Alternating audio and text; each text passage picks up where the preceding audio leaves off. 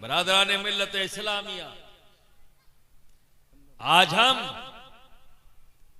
दौलत हासिल करने इसलिए चाहते हैं कि इज्जत मिले। हासिल कर ली, मिल गई कोई पहचान। अरे आज अगर मुसलमानों को दिखाया जाता है तो लुंगी और फटी बनियान पहने हुए दिखाया जाता है।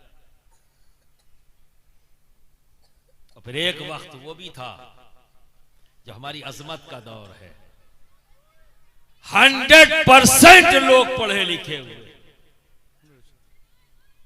हजरत इमाम गज़ाली, दो भाई हैं। आपके वालिद जब उन्हें लगा कि अब मैं जिंदा नहीं रहूंगा, कोई बीमारी हुई उनको, तो आपने क्या किया? सारी जायदाद जो भी उनके पास थी बेच दिया।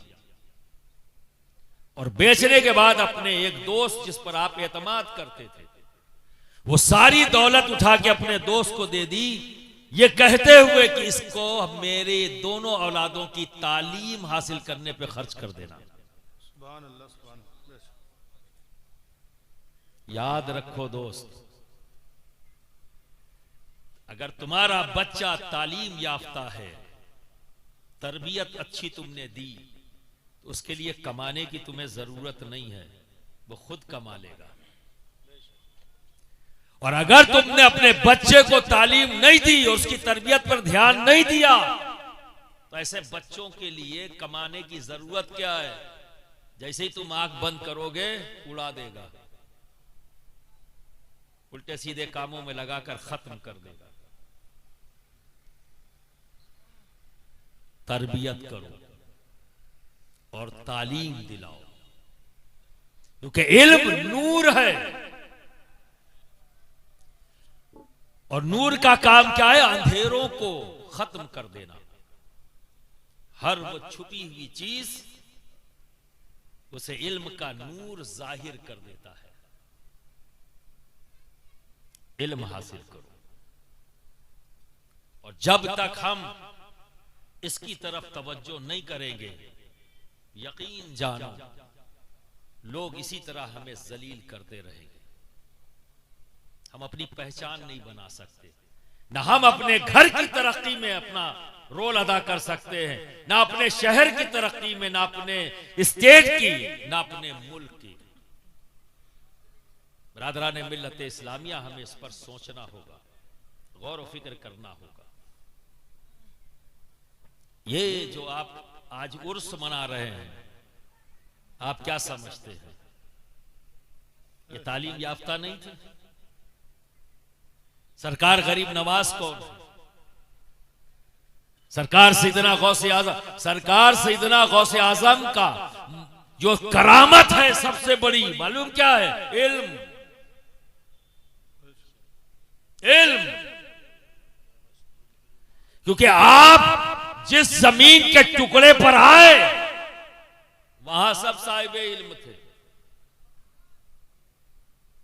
और उस इल्म की वजह से इतना जोम पैदा हो गया, किसी को तफरीह का सामान बना लिया। वे तरबियत से खाली थे। इल्म तो हासिल कर लिया, पर तरबियत की कमी। तो अब क्या कर रहे हैं? मिसवाक कितनी बड़ी कितनी बड़ी, महीनों बहस कर रहे हैं। दामन पर अगर मच्छर का खून लग जाए तो नमाज होगी कि नहीं होगी? महीनों बहस। जरूरत थी कि ऐसी फिक्र और ऐसी आदत रखने वालों के बीच में कोई आए। तो अल्लाह रब्बुल इज्जत ने उसकी मशीयत देखो, किसको भेजा? गौसे आज़म को। ये किसके पोते हैं, किसके बेटे हैं? अली ये मुर्तजा। सुभान अल्लाह। बेशक एक चीज इसमें, जब गौसे पाक आए तो उसी बगदाद की जमीन पर क्या कहा उन्होंने? मेरा ये कदम रूए जमीन के तमाम औलियाए किराम की गर्दनों पर। सुना है ना आपने, उलमा से सुना है? ठीक। और सबने एक्सेप्ट किया, सभी ने अपनी गर्दनें झुका दी। और ये जुमला कोई भी वली नहीं बोला, यही अव्वल यही आखिर, सरकार गौस पाक। मैं बहुत सोचता रहा कि आखिर गौस पाक बोले क्यों ये? कुछ तो होना चाहिए, कहीं से कोई रब्त तो होना चाहिए।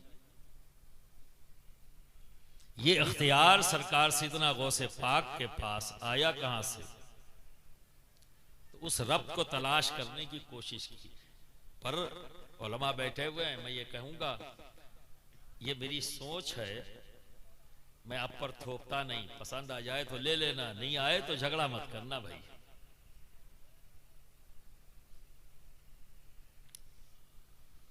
दादा कौन है गौस पाक के? अबू तराब। मौला अली का नाम एक क्या और भी है? अबू तराब। आपको हैदर भी कहा जाता है ना? आपको मुर्तजा भी कहा जाता है, 2 अली भी और अबू तराब, 4। और इन 4 में सबसे ज्यादा खुश जो होते थे मौला अली, इस नाम से पुकारने में जब उन्हें कहा जाता अबू तराब तो मस्त हो जाते, मस्त हो जाते। क्यों? फरमाते कि इस लक़ब से मेरे आका ने मुझे आवाज दी है, मेरे आका से मुझे यह लक़ब मिला है। तो याद आ जाती थी जब पहली बार नबी करीम सल्लल्लाहु अलैहि वसल्लम ने इस नाम से पुकारा, या अबा तुराब। अच्छा, यहां सोचना पड़ेगा, तुराब का माना मट्टी है ना, और कहने वाले नबी हैं, तो मिट्टी का बाप। अभी कोई हमा शुमा कोई कहे तो बात कही जा सकती है कि बिना सोचे समझे कह दिया, पर हमारा अकीदा है नबी कुछ नहीं कहते, वही कहते हैं जो रब चाहता है। बेशक बेशक, सुभान अल्लाह। तो जब यह अकीदा है तो सोचना पड़ेगा कहने वाले नबी हैं, तो फिर इससे मुराद क्या है? क्या जो इससे माना और मतलब निकलता है डिक्शनरी से, लुगत से, क्या यही मतलब होगा मिट्टी के बाप? और लोगों ने, यहूदियों ने हजों के तौर पर भी आवाज देते थे, पर मौला मेरे खुश होते थे। सुभान अल्लाह, सुभान अल्लाह। अबू तराब कहने पर बड़े खुश होते, क्योंकि वो जाहिरी माना लेकर बड़े खुश होते थे। चलो, तो वह हजों की नीयत से पुकारते, या अबू तराब। लेकिन दोस्तों, हम नबी को भी मानते हैं और नबी की भी मानते हैं, इसीलिए तो हम जमात हैं, हम एक तरफा नहीं है। हम नबी को भी मानते हैं और नबी की भी मानते हैं। तो नबी ने कहा तो यूं ही नहीं कहा होगा, यूं ही नहीं। अब आओ, इस कहने के पीछे जो समझ में आया वो बयान करता हूं। मिट्टी, मिट्टी में वस्फ है, अल्लाह ने रखा है। वो क्या है कि नूर को अपने अंदर जज्ब कर लेता है। नूर को जज्ब करने की सलाहियत मिट्टी के अंदर मौजूद है। और हमारा वजूद खाली मिट्टी से नहीं बना, हमारे वजूद में मिट्टी भी है, हमारे वजूद में पानी भी है, हमारे वजूद में हवा भी है। अब नूर देखो किस में जाके रुकता है। अगर यहां पानी बह रहा हो और टार्च मारे तो पानी पे रुकेगा नूर? टार्च का गोला कभी पानी पे रुकता है? आर पार हो जाएगा, है ना? और वैसे अगर आप टार्च मारोगे तो हवा तो है ही है, कभी रुका, सीधा जाके मिट्टी के ऊपर जब वो पड़ता है तो वहां गोला दिखाई देता है। आपने देखा है ना? समझ रहे हैं ना मेरी बात को? ज्यादा गाढ़ी तो नहीं हो रही है ना, आसान फहम में बात कर रहा हूं, क्योंकि अब तो टार्च खत्म हो गई, तो अब नई नस्ल को टार्च भी नहीं समझ में आएगा, क्योंकि देखा ही नहीं है, मोबाइल में आ गया। लेकिन जब भी कभी टार्च को मारोगे, ठीक है ना, तो दीवार पर जाके टार्च का गोला बन जाता है रोशनी का, तो बीच में हवा तो है, लेकिन कभी हवा रोक पाई? और वो जो लाइट है वो क्या है? नूर ही तो है, लाइट है, नूर है। तो क्या समझ में आया? ना हवा में यह सलाहियत, ना पानी में यह सलाहियत। तो नूर को अपने अंदर समाने की सलाहियत किसमें है? मिट्टी में, मिट्टी में। अब समझ में आया कि नबी अबू तुराब क्यों कह रहे हैं? आ जाओ, हजरत आदम अलैहिस्सलाम को क्या कहा जाता है? अबुल बशर। तमाम मिट्टी का वजूद रखने वालों के बाप, यही है ना? यानी हर इंसान के बाप, जितने भी इंसान दुनिया के अंदर है, सबके बाप का नाम कौन? हज़रत आदम। चूंकि आप अबुल बशर है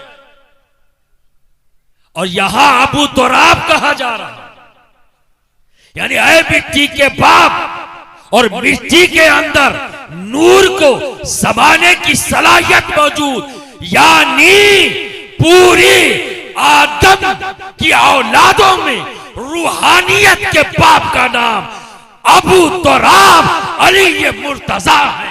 सुभान अल्लाह, सुभान अल्लाह, सुभान अल्लाह। बेशक इस वजूद के बाप का नाम आदम अलैहिस्सलाम है और इस वजूद की रूहानियत का नाम अबू तुराब। सुभान अल्लाह, सुभान अल्लाह। इसीलिए हजरत काजी सनाउल्लाह पानीपती फरमाते हैं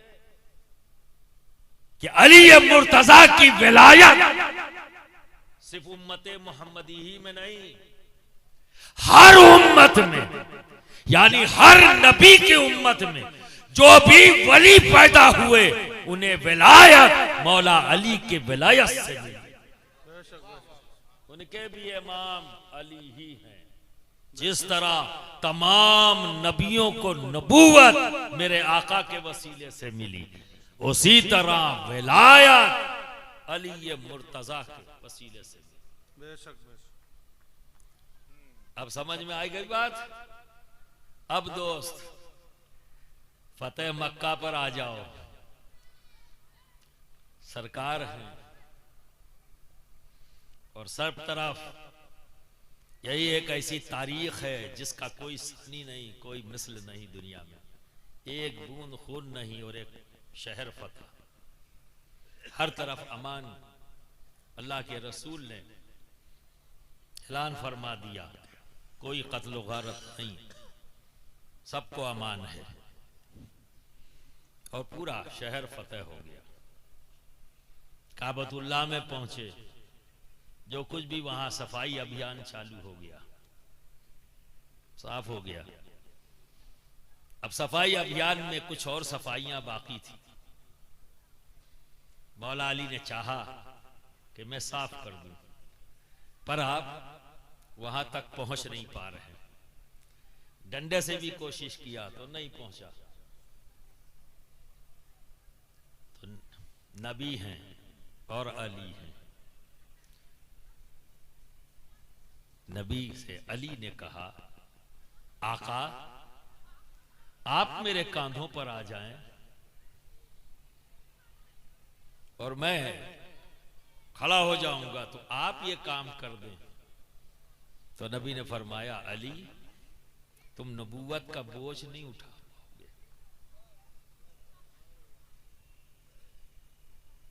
तुम मेरे कांधे पे आ जाओ, सुभान अल्लाह, सुभान अल्लाह। तुम मेरे कांधे पर आ जाओ। तो अली ने को नबी ने अपने कांधे पर। अब क्या मतलब निकला? नबूवत के कांधे पर विलायत मौजूद। अब ये बुलंदी मिल रही है, क्यों? क्योंकि रूए ज़मीन के तमाम औलियाए किराम, मखदूम, सुल्तान, सैयद अशरफ जहांगीर सबनानी, जो अपने वक्त के मुहद्दिस भी हैं, मुफस्सिर भी हैं, मुजद्दिद भी हैं और रूहानियत के मैदान के शहंशाह हैं। बेशक बेशक, सुभान अल्लाह। तसव्वुफ की कोई किताब मुकम्मल हो ही नहीं सकती जब तक कि इस्तिफादा मखदूम सुल्तान सैयद अशरफ जहांगीर समनानी के अकवाल से ना लिया जाए, मुकम्मल ही नहीं हो सकती। ये वो ज़ात है। तो मखदूम पाक फरमाते हैं बिदायतुल अंबिया निहायतुल औलिया, जो नबी की शुरुआत है वो वली की इंतहा है। और फिर फरमाते हैं कि बिदायतुल औलिया निहायतुल अंबिया, जो वली की शुरुआत है वो नबी की इंतहा है,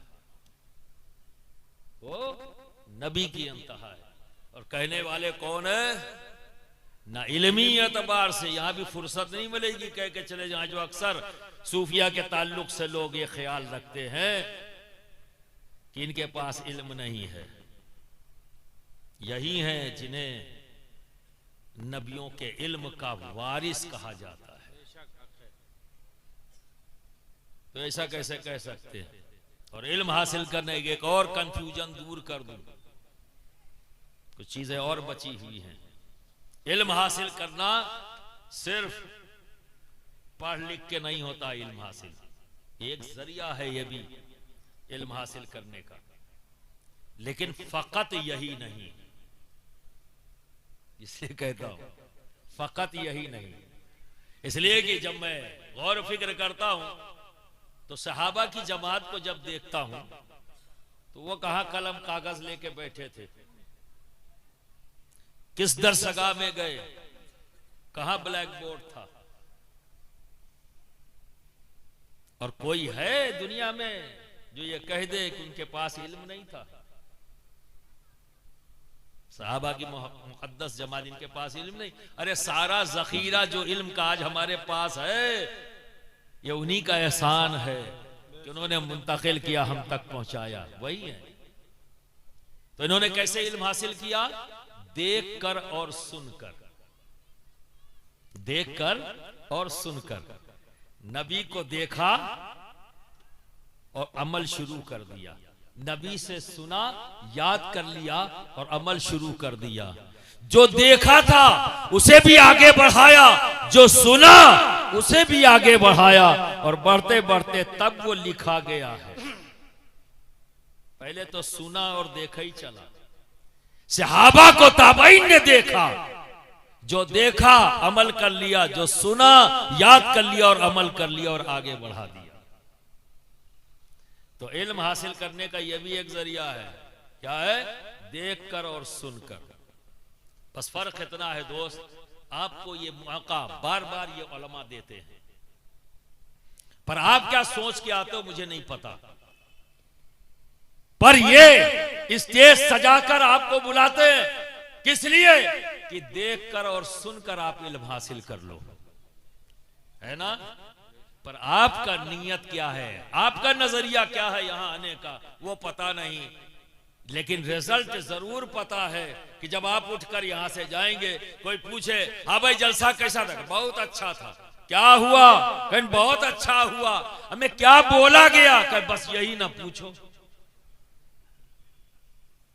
बस यही ना पूछो। तो अब सुनने का आपका क्या तरीका है? किस अंदाज में आप सुनते हो, किस अंदाज में आप देखते हो, पता नहीं।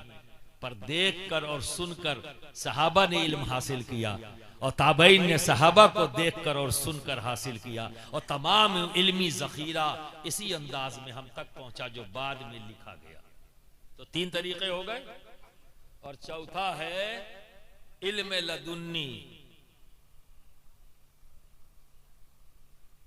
जिसे रब तबारक व तआला उसे अता करता है जिसे वो चाहता है। व अल्लमनाहु मिन लदुन्ना इल्मा, खुद रब फरमाता है और मैं अपने खास इल्म से इल्म अता करता हूं जिसे मैं चाहता हूं। तो ये उनके लिए। और मखदूम सिमना फरमाते हैं इस इल्म को हासिल करने के लिए राब्ते तकल्लुम की भी जरूरत नहीं, पर्दे पढ़ाने की भी जरूरत नहीं, कोई बैठ के पढ़ावे। ये इल्म ऐसे हासिल हो जाता है, मिसाल दिया आपने, जैसे मैयत का तरका। अब्बा गए दुनिया से, बच्चों को अपने आप मिल जाता है ना, कोई बहस करनी पड़ती है। कुछ नहीं, जो है उनके वारिस अपने आप मिल जाता। तो मखदूम सिमना फरमाते हैं कि ये इल्म बिना राब्ते तकल्लुम के हासिल हो जाता है। तो ये 4, अब 3 का है मामला। तो जो लोग 40 के ऊपर हैं, भागने का रास्ता नहीं है कि ये कहो अब हजरत उम्र हो गई, अब मदरसा कैसे जाएं, स्कूल कैसे जाएं। तो उसके लिए उलमा ने इंतजाम कर दिया है, देखकर और सुनकर। तो जब जलसों में जाओ तो इसी नीयत से जाओ, ये इल्म हासिल करने जा रहे हैं। जो हम नहीं जानते हमारे उलमा हमें बताएंगे, उसे दिमाग में महफूज करना है और उस पर अमल करना है। जब आने का अंदाज बदल जाएगा तो लेने का भी अंदाज बदल जाएगा। इन्नमल अमालु बिन्नियात, हर अमल का ताल्लुक नियत से। नियत अच्छी होगी तो वैसे ही फंक्शनिंग भी होगी। ठीक है, अब आया तीसरा, उसके लिए तुम्हारे बच्चे मौजूद हैं, यहां कोताही मत करना। इनको भेज दो पढ़ने के लिए, इनको भेजो पढ़ने के लिए, छोड़ना मत। ये जब पढ़ेंगे ना तभी तो जानेंगे सच्चाई क्या है, तभी तो जानेंगे। तो अब आता हूं मैं उस तरफ कि नबूवत के कांधे पे विलायत है, विलायत है। तो बरादरान मिल्लत इस्लामिया और मखदूम पाक फरमाते हैं कि नबी की शुरुआत जो होती है वो नबी की इंतहा होती है। और फिर कहते हैं जो नबी की इब्तिदा है वो वली की इंतहा है। किस माना में कि बिदायतुल अंबिया नहायतुल औलिया, जो नबी की इब्तिदा है वो वली की इंतहा है। फिर तरीकत में जो नबी की इब्तिदा वली की इंतहा, यानी विलायत तरक्की करके कहीं भी पहुंचेगी तो नबी के कदमों तक उसकी रसाई, यहां तक, ये इसकी इंतहा है विलायत। और फिर फरमाते हैं कि बिदायतुल औलिया निहायतुल अंबिया।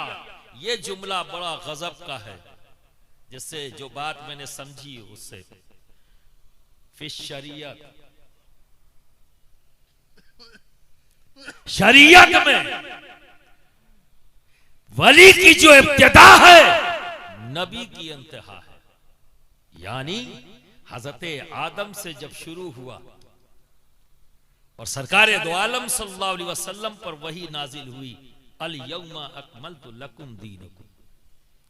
तो इस बीच में 1,24,000 या 2,24,000 कमो बेश नबी आए और शरीयतों में तब्दीली होती गई, उसमें अमेंडमेंट्स होते गए।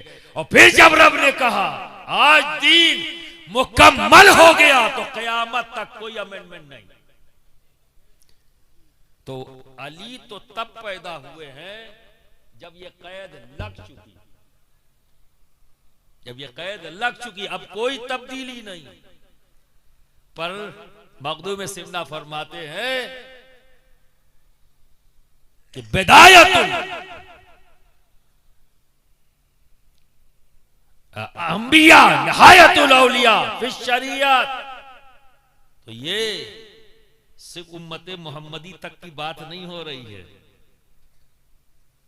उम्मत मोहम्मदी की बात नहीं हो रही, ये तो पूरा शुरू से लेकर आखिर तक। चूंकि इंतहा हुई है नबी पर जो वली हुआ उसकी तो इब्तिदा ही शरीयत रही। हर उम्मत में जितनी है वही उसको मानना है और उसी में तरक्की करके वो वली बना।